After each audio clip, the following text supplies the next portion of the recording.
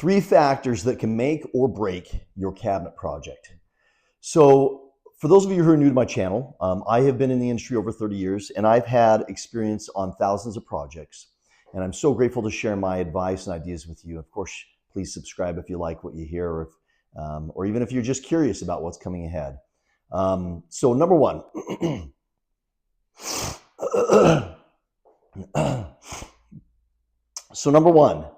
let's talk about appliance specs. Appliance specs affect every kitchen. Every kitchen has appliances. Not all kitchens have built-in appliances, but that is becoming much more common than it used to be 30 years ago. So because of that, whether you're dealing with wall ovens, range tops, ice makers, maybe built-in refrigerators, of course, hoods, all of these appliances, well, for the hoods, you might have an insert that goes into a wood hood, or you might even have a stainless steel or an appliance hood that goes in your cabinets you need to work around.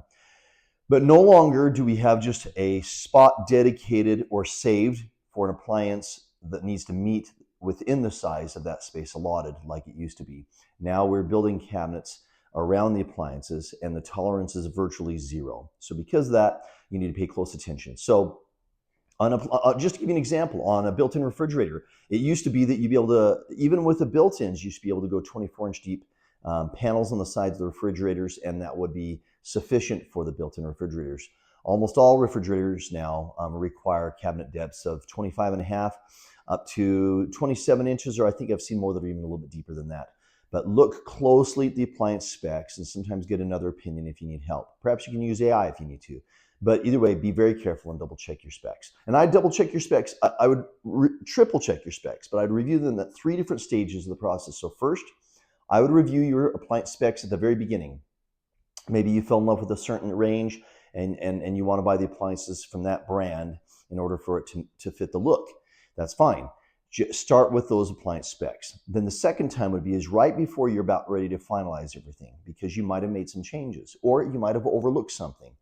And then for those of you that are in the trade, one more time, and many of you are probably experts and have done this many times, but for those who maybe haven't developed a good pattern of behavior yet, I would then check the appliance specs right at the time I'm ready to actually order the cabinetry or the materials required for the cabinetry. Make sure that I've accommodated for the width, the height, and the depth. And look at your reveal, like whether or not you're going to have doors and drawer fronts match up to, say, a microwave drawer that maybe it's 1 inch thick, and you're trying to work around that consideration and make it look as flush as possible, right? Maybe you're going to do overlay fillers around it to make it look like it's seamless or integrated into the cabinets. All right, so that's appliance specs. Number 2, sinks. Now, again, in the early days of my career, we were dealing with pretty much surface mount stainless steel or cast iron sinks. Now, it's not just the material, of course, that's a factor. It's the mounting type. So, but the most common consideration, the mounting type is usually what gives you the biggest headaches. Okay, so whether it be surface mount, undermount, flush mount, or apron, or some people refer to as farmhouse. All of those factors can dramatically affect how well it fits in your sink-based cabinet. Okay, now back to the appliance specs for just a moment. Appliance specs could have a domino effect on multiple cabinets. If you're dealing with height issues, then it might deal with cabinets above it, and there might be multiple cabinets above it.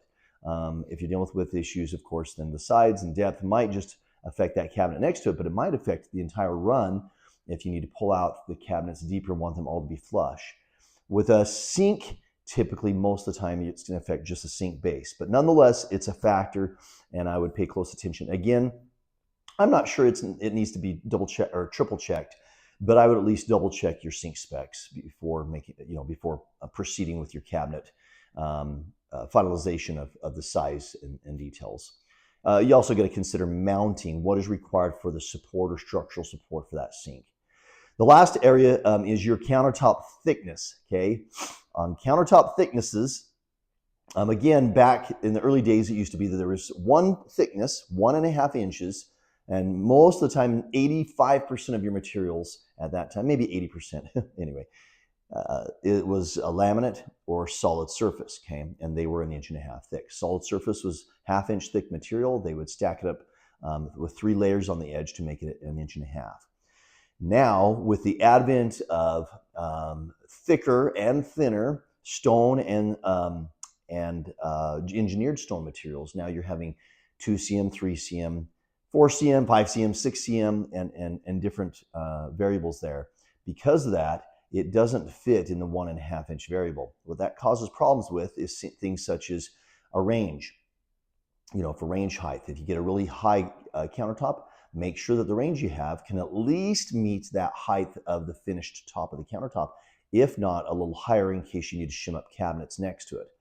Also, make sure that if you're going to put cabinets down to the countertop, like an appliance garage, or like in this picture here, like the bookcases that this client wanted to have that library look or open space look, or maybe even the built-in look.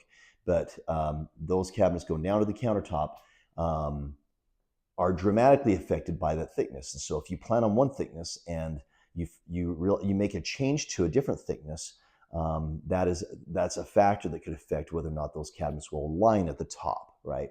So make sure that you accommodate for that. So whether it's the molding like you saw in the picture there, that gives you some filler breathing room, it may not give you enough. So you got to verify that, but double check your countertop thicknesses.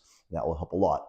Folks, this is my 100th video on this channel. I'm going to do another video about all the lessons I've learned about doing this. But if you like this, will you please subscribe? Will you share it with someone that you interact with in this space to help me grow this channel a little bit more and see if I continue doing this for your benefit. I love what I've learned in the industry. I love to share it, and I would love to get your comments below or questions, and I personally answer those. Thanks so much for watching. I'm Shad Johnson. This is all about kitchen design.